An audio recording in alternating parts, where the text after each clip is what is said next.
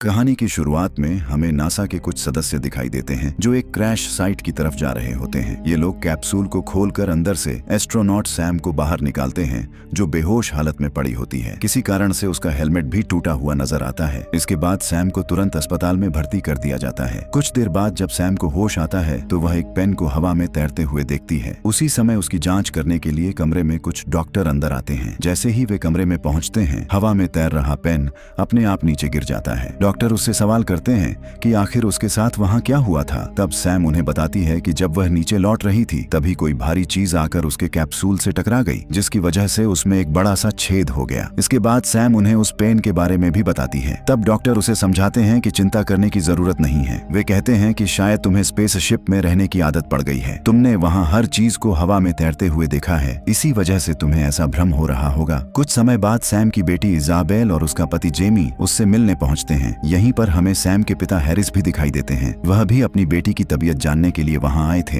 यहाँ सैम के पिता उसे बताते हैं कि कुछ दिनों तक उसे क्वारंटाइन में रहना पड़ेगा, उसके बाद वह आकर हमारे साथ रह सकती है। इसके बाद सैम अपने बेटे से वादा करती है कि वह बहुत जल्द उसके पास लौट आएगी। सरकार की ओर से सैम को एक प्राइवेट घर दिया जाता है जहाँ उसे क्वारंटाइन में रखा जाना था। डॉक्टर मिशेल उसे बताते हैं कि हम हफ्ते में एक बार यहाँ उसकी जाँच करने आएंगे। जब सारी जाँच पूरी हो जाएगी तब उसे वापस उसके घर भेज दिया जाएगा। यहाँ सैम के लिए एक टेलीस्कोप भी रखा गया था जिससे वह अंतरिक्ष को देख सकती थी। उसी समय अचानक सैम के सिर में तेज दर्द शुरू हो जाता है। दर्द के साथ उसे कुछ अजीब अजीब से विजन भी दिखाई देने लगते हैं, लेकिन वह उन्हें ठीक से समझ नहीं पाती और उसे कुछ साफ याद भी नहीं आता। डॉक्टर मिशेल उसे शांत कराते हुए कहती हैं कि कुछ दिनों तक ऐसा महसूस हो सकता है, घबराने की कोई जरूरत नहीं है। वह बताती हैं कि यह बिल्कुल नॉर्मल बात है। सैम को सारी जानकारी देने के बाद वह अपनी टीम के साथ वहां से चली जाती है। इस घर में सैम को कुछ दिनों तक अकेले ही रहना था। उसे अपने हाथों में दर्द महसूस होता है और वहाँ कुछ निशान भी दिखाई देते हैं, लेकिन वह इस बात को ज्यादा गंभीरता से नहीं लेती। वह सोचती है कि शायद यह कोई रिएक्शन है जो कुछ दिनों में ठीक हो जाएगा। इसके बाद वह ऊपर कमरे में जाकर अपने बैग से कपड़े निकालने लगती है। तभी अचानक उसकी नाक से खून बहने लगता है। इस बात को भी वह ज्यादा गंभीरता से नहीं लेती क्योंकि डॉक्टर ने पहले ही कहा था कि ऐसा हो सकता है। उसी समय सैम की एक दोस्त उसका हाल जानने के लिए उसे कॉल करती है। सैम उससे फोन पर बात ही कर रही होती है कि तभी उसे बाहर की तरफ कुछ हलचल महसूस होती है। उसे ऐसा लगता है जैसे बाहर कोई मौजूद है जो उसे देख रहा है, लेकिन सैम इस बात को ज्यादा ध्यान नहीं देती और अपने कमरे में चली जाती है। हालांकि उसके जाने के बाद बाहर हमें किसी की एक परछाई दिखाई देती है। इधर जब सैम फोन पर बात कर रही होती है तभी उसे घर के अंदर कुछ गिरने की आवाज सुनाई देती है। जब वह जाकर देखती है तो अलग अलग जगह पर मिट्टी और पानी फैला हुआ मिलता है। उसे शक होता है कि शायद घर के अंदर कोई आया था क्योंकि दरवाजा भी खुला हुआ था। इसके बाद वह बाहर निकलती है और टेलीस्कोप से जंगल की दिशा में देखने लगती है। अंधेरे में उसे किसी चीज की मौजूदगी का एहसास होता है जिसे देखकर वह एक पल के लिए डर जाती है, लेकिन जब वह दोबारा देखती है तो वह चीज वहां से गायब हो चुकी होती है। इसलिए सैम को लगता है कि शायद उसे सिर्फ वहम हुआ होगा। सोते समय भी उसे सपनों में कुछ अजीब से विजन दिखाई देते हैं, लेकिन वह उन्हें ठीक से समझ नहीं पाती। सुबह उठने के बाद वह किचन में जाती है ताकि अपने लिए नाश्ता बना सके। तभी अचानक वह देखती है कि एक अंडा हवा में तैर रहा है। यह देखकर वह थोड़ा घबरा जाती है। उसे लगता है कि शायद यह उसका भ्रम है, इसीलिए वह उस अंडे को हाथ से छूकर भी देखती है, लेकिन यह कोई भ्रम नहीं था। अगले ही पल वह अंडा जमीन पर गिर जाता है क्योंकि मिशेल अपनी टीम के साथ वहां पहुंच गई थी। एक हफ्ता पूरा हो चुका था। इसी वजह से वे लोग सैम की जांच करने के लिए आए थे। जांच में ज्यादा कुछ खास नहीं था, बस उससे अलग अलग तरह की एक्सरसाइज करवाई जाती है। दरअसल वे यह सब कराकर नासा के लिए डाटा इकट्ठा कर रहे थे। मिशेल उससे कहती है कि अगर तुम्हें कोई परेशानी महसूस हो तो तुम मुझे बता सकती हो, लेकिन सैम उसे कुछ भी नहीं बताती। उनके जाने के बाद उसका पति उसका हाल पूछने के लिए उसे कॉल करता है।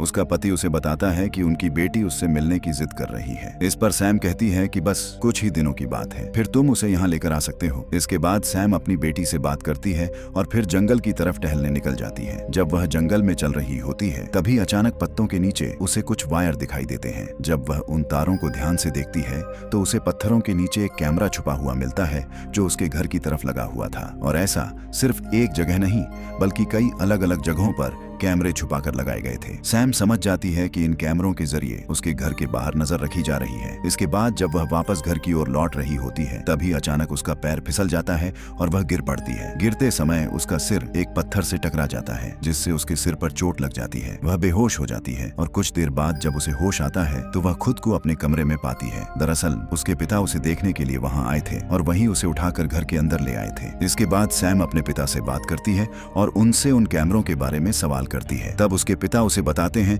कि यह जगह सरकार की प्रॉपर्टी है और यहाँ पहले रिसर्च से जुड़े काम हुआ करते थे। हमने ही घर के बाहर जंगल में कैमरे लगवाए हैं ताकि बाहर होने वाली गतिविधियों पर नजर रखी जा सके। इसके बाद वह सैम को लेकर एक कमरे में जाते हैं। इस कमरे में एक गुप्त दरवाजा था जिसके बारे में सैम को पहले पता नहीं था। असल में यह दरवाजा एक सेफ हाउस की तरफ जाता था। नीचे की तरफ पूरा एक कंट्रोल रूम बना हुआ था। यहाँ बैठकर बाहर की सारी हलचल पर नजर रखी जा सकती थी और यह एक तरह से सुरक्षित जगह भी थी ताकि किसी इमरजेंसी की स्थिति में वे लोग यहाँ आ सकें। पिता के जाने के बाद सैम अपने हाथों को ध्यान से देखती है। उसके हाथों पर बना हुआ निशान धीरे धीरे बढ़ता जा रहा था। सैम सोचती है कि शायद यह अपने आप ठीक हो जाएगा, इसलिए वह यह बात किसी को नहीं बताती। रात के समय अचानक घर की लाइटें बार बार ऑन ऑफ होने लगती हैं। उसी दौरान बाहर से उसे कुछ आवाज सुनाई देती है। वह टॉर्च उठाती है और बाहर जाकर देखने लगती है, लेकिन जब उसे बाहर कुछ भी नजर नहीं आता तो वह वापस अंदर लौट आती है। सैम इस बात पर ध्यान नहीं देती, लेकिन हमें साफ दिखाई देता है कि उसके कांच के दरवाजे पर कोई अजीब सा क्रिएचर मौजूद था। हालांकि अगले ही पल जब सैम वहां देखती है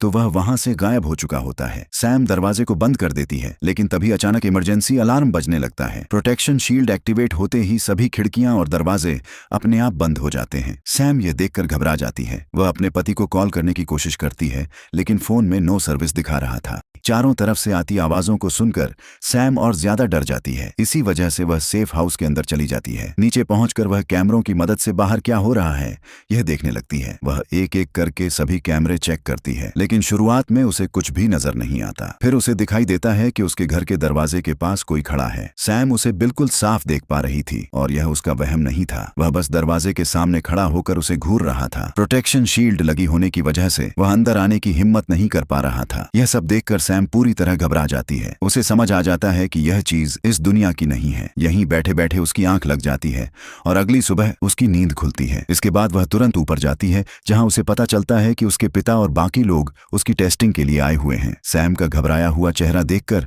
उसके पिता उससे पूछते हैं कि आखिर हुआ क्या है। सैम उन्हें बताती है कि रात में उसे बहुत अजीब तरह की आवाजें सुनाई दे रही थीं। घर का इमरजेंसी अलार्म भी बज रहा था और प्रोटेक्शन शील्ड एक्टिवेट हो गया था। उसे लगा कि घर के बाहर कोई बहुत ही अजीब चीज थी जिसे उसने पहले कभी नहीं देखा, लेकिन उसके पिता को उसकी बातों पर भरोसा नहीं होता। वे सैम से कहते हैं कि तुम बहुत कुछ झेल चुकी हो, धीरे धीरे सब ठीक हो जाएगा। इसके बाद सैम अपनी टेस्टिंग पूरी करने के लिए चली जाती है। जब उसकी जांच खत्म हो जाती है तो उन्हें पता चलता है कि अब वह अपनी फैमिली से मिल सकती है। इसके बाद सैम तुरंत अपनी फैमिली को वहां बुला लेती है। जब हैरिस अपनी पोती के साथ खेलने में व्यस्त होता है तब सैम अपने पति को घर से थोड़ा दूर ले जाकर उससे बात करती है। वह अपने पति को बताती है कि जब से वह इस घर में आई है तब से उसके साथ बहुत अजीब चीजें हो रही हैं और पिछली रात तो उसने कुछ ऐसा देखा जो इस दुनिया का बिल्कुल नहीं लग रहा था। उसे ऐसा महसूस हो रहा था जैसे कोई उसका पीछा कर रहा हो। जिसके बाद जेमी उससे पूछता है कि क्या तुमने इन सब बातों के बारे में डॉक्टरों को बताया है या नहीं। इस पर सैम कहती है कि जो चीजें उसके साथ हो रही हैं वो तो नॉर्मल हैं। अगर वह यह सब उन्हें बता देती तो शायद वे उसे अपनी फैमिली से मिलने ही नहीं देते। लेकिन पिछली रात उसने जो देखा था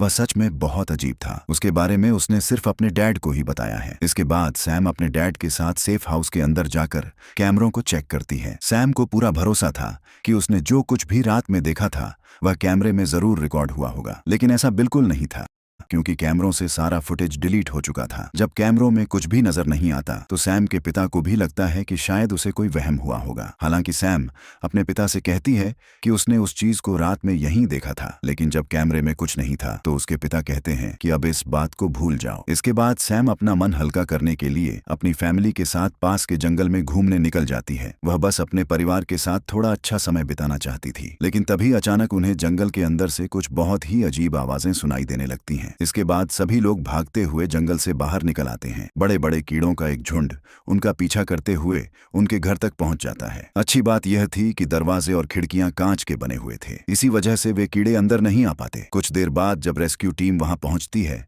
तब वे उन कीड़ों को मार गिराते हैं। उन्हें मारकर थैलों में भर लिया जाता है और वहां से ले जाया जाता है। जाने से पहले सैम का पति उससे कहता है कि अगर तुम्हें ठीक महसूस नहीं हो रहा तो काम खत्म करके मैं रात में तुम्हारे पास वापस आ सकता हूँ। इस पर सैम कहती है कि अगर अगर तुम आओगे तो उसे बहुत अच्छा लगेगा। उनके जाने के बाद जब सैम अपने कमरे की तरफ लौट रही होती है तभी अचानक उसके पैरों में तेज दर्द होने लगता है। वह देखती है कि उसके पैर की एक उंगली से काफी खून बह रहा है। जब वह ध्यान से अपने पैर को चेक करती है तब उसे पता चलता है कि उसकी एक उंगली पूरी तरह सड़ चुकी है और पैर में इन्फेक्शन फैल गया है। सैम बड़ी मुश्किल से उस सड़ी हुई उंगली को निकाल देती है। इसके बाद जब वह अपने शरीर को ध्यान से देखती है तो उसे महसूस होता है कि उसका शरीर भी धीरे धीरे संक्रमित होता जा रहा है। उसके पूरे शरीर पर अजीब तरह के निशान उभरने लगते हैं। उसी समय अचानक घर की लाइटें बार बार ऑन ऑफ होने लगती हैं। सैम यह देखकर घबरा जाती है। वह तुरंत जाकर दरवाजा बंद कर देती है। उसी वक्त उसके फोन पर उसके पति का कॉल आता है जो उसे बताता है कि वे घर की तरफ आ रहे हैं। वह कहता है कि अभी वे रास्ते में हैं। सैम जो पहले से ही डरी हुई थी अपने पति से कहती है कि यहाँ पर बहुत अजीब चीजें हो रही हैं। इसी दौरान अचानक लाइटें बंद हो जाती हैं और प्रोटेक्शन शील्ड एक्टिवेट हो जाता है। घर की छत के ऊपर से सैम को अजीब अजीब तरह की आवाजें सुनाई देने लगती हैं। इसीलिए वह दौड़कर सेफ हाउस के अंदर चली जाती है। नीचे पहुंचकर वह कैमरों में बाहर देखने लगती है लेकिन उसे कुछ नजर नहीं आता। हालांकि वह चीज घर के ऊपर ही मंडरा रही थी। इसीलिए सैम सिक्योरिटी सिस्टम को एक्टिवेट कर देती है। तब उसे पता चलता है कि बंकर और नीचे वाले फ्लोर पर कोई अनजान चीज मौजूद है। जब वह कैमरा देखती है तो उसे एक बहुत ही डरावना सा क्रिएचर दिखाई देता है। उसे देखकर सैम बुरी तरह डर जाती है क्योंकि वह घर के अंदर घुस चुका था और हर जगह उसे ढूंढ रहा था। अचानक सभी कैमरे बंद हो जाते हैं। इसके बाद सैम को पता चलता है कि ऊपर वाले फ्लोर पर भी एक क्रिएचर पहुंच चुका है। मतलब अब वह बहुत बुरी तरह फंस चुकी थी। उसका बच निकलना लगभग नामुमकिन लग रहा था। जैसे ही सैम को मौका मिलता है वह बंकर वाले रास्ते से भागने की कोशिश करती है लेकिन तभी उसे महसूस होता है कि वह क्रिएचर उसके काफी करीब आ चुका है। इसलिए वह तुरंत जाकर एक जगह छुप जाती है। वह क्रिएचर उसे ढूंढते हुए उसके बिल्कुल पास तक पहुंच जाता है। हालांकि वह सैम को देख नहीं पाता। इसी वजह से सैम को वहां से भागने का मौका मिल जाता है। इतने बड़े और डरावने क्रिएचर को देखकर सैम बहुत ज्यादा डर जाती है। जैसे ही उसे मौका मिलता है वह भागकर एक दूसरे कमरे में चली जाती है और दरवाजा बंद कर लेती है। उसी समय अचानक सैम के हाथों में तेज दर्द होने लगता है। जब वह अपने हाथों को देखती है तो उसे पता चलता है कि उसका हाथ धीरे धीरे बदल रहा है। उसका हाथ नीले रंग का चमकदार दिखाई देने लगता है। उसी पल सैम को एहसास होता है कि वह क्रिएचर उसकी तरफ ही बढ़ रहा है। अंदर उसे एक और दरवाजा दिखाई देता है जिसे खोलकर वह वहां से भागने लगती है लेकिन सीढ़ियों तक पहुंचते ही वह क्रिएचर उसके पैरों को पकड़ लेता है जिसकी वजह से सैम नीचे गिर जाती है और आगे भाग नहीं पाती। लेकिन फिर भी वह किसी तरह लात घूंसे मारकर खुद को छुड़ा लेती है और वहां से भाग निकलने में सफल हो जाती है। इस बंकर का दरवाजा जंगल के बीच में जाकर खुलता था। बंकर से बाहर निकलते ही सैम सीधे जंगल में पहुंच जाती है। दूसरी तरफ हमें सैम के पति को दिखाया जाता है जो अपनी बेटी के साथ घर पहुंच चुका था। घर की हालत देखकर वह भी समझ नहीं पा रहा था कि आखिर यहाँ हो क्या रहा है। तभी अचानक उसकी बेटी को कुछ बहुत अजीब दिखाई देता है। वे लोग जंगल के अंदर एक स्पेसशिप को खड़ा हुआ देखते हैं। जेमी अपनी बेटी को कंधे पर बैठाता है और उस स्पेसशिप की तरफ बढ़ने लगता है क्योंकि उसे लग रहा था कि सैम के साथ कुछ बुरा हुआ है। दूसरी ओर हमें स्पेशल फोर्स दिखाई देती है जो घर तक पहुंच चुकी थी। हैरिस ही उन्हें अपने साथ लेकर आया था। शायद उसे महसूस हो गया था कि उसकी बेटी की जान खतरे में है। इधर हमें सैम दिखाई देती है जो जंगल में भागती जा रही थी और धीरे धीरे उसका पूरा शरीर बदल रहा था। लगातार भागने की वजह से सैम बहुत थक जाती है। वह एक जगह बैठ जाती है और रोने लगती है। वह उस क्रिएचर से कहती है कि मुझे माफ कर दो और मुझे नुकसान मत पहुंचाओ। वह बताती है कि उसकी एक फैमिली भी है। तभी एक क्रिएचर उसके पास आता है और धीरे से उसका चेहरा ऊपर उठाता है। जब सैम उस क्रिएचर को अपने सामने देखती है तो उसका सारा डर खत्म हो जाता है क्योंकि वह क्रिएचर डरावना नहीं बल्कि काफी मासूम दिखाई देता है। वह अपनी भाषा में सैम से पूछता है कि क्या तुम हमें समझ सकती हो। पता नहीं कैसे लेकिन सैम उसकी भाषा को समझ पा रही थी। वह सैम से कहता है कि हमने तुम्हें बहुत याद किया। यह सुनकर सैम थोड़ा हैरान हो जाती है। वह उससे पूछती है कि आखिर क्यों मैं। तब वह क्रिएचर उसे बताता है कि हम एक ही फैमिली का हिस्सा हैं। सैम को सब कुछ याद दिलाने के लिए वह अपना सिर उसके सिर के पास ले आता है। इसके बाद सैम को वही दृश्य दिखाई देने लगते हैं जो उसे बार बार विजन में दिख रहे थे। दरअसल कई साल पहले इन क्रिएचर्स का स्पेसशिप पृथ्वी पर आकर क्रैश हो गया था। पूरी फोर्स उन्हें पकड़ने के लिए उनके पीछे लगी हुई थी। ज्यादातर क्रिएचर वहां से भाग निकलते हैं लेकिन एक क्रिएचर भाग नहीं पाता। वह क्रिएचर एक डिवाइस की मदद से खुद को एक छोटी बच्ची के रूप में बदल लेता है जो बहुत मासूम दिख रही थी। यहीं हमें पता चलता है कि सैम के डैड ही उस बच्ची को उठाकर अपने साथ ले जाते हैं और वह छोटी बच्ची असल में कोई और नहीं बल्कि सैम ही थी। इसके बाद कहानी वापस प्रेजेंट टाइम में आ जाती है। सैम को अब सब कुछ याद आ चुका था। उसकी असली फैमिली कई सालों से उसे ढूंढ रही थी क्योंकि उन्हें पता था कि एक दिन ऐसा आएगा जब सैम अपने असली रूप में लौट आएगी। उसी समय सैम का पति अपनी बेटी को लेकर वहां पहुंच जाता है। सैम के पास जब वे लोग उस क्रिएचर को देखते हैं तो थोड़ा घबरा जाते हैं। सैम उन्हें समझाती है कि घबराओ मत, ये लोग तुम्हें कोई नुकसान नहीं पहुंचाएंगे। तभी वहां हैरिस गन लेकर पहुंच जाता है और सैम से कहता है कि मुझे इन सब बातों का पहले से ही पता था। मैंने तुम्हें चारे की तरह इस्तेमाल किया है ताकि इन क्रिएचर्स को पकड़ सकूं। वह कहता है कि मैं कई सालों से इसी दिन का इंतजार कर रहा था। यह सुनकर सैम काफी मायूस हो जाती है। उसे यह जानकर बहुत दुख होता है कि हैरिस उसका असली पिता नहीं है। उसे पहले से पता था कि वह सैम को कहीं से उठाकर लाया था। उसे यह भी मालूम था कि सैम असल में एक एलियन है। फिर भी वह इतने सालों तक उससे झूठ बोलता रहा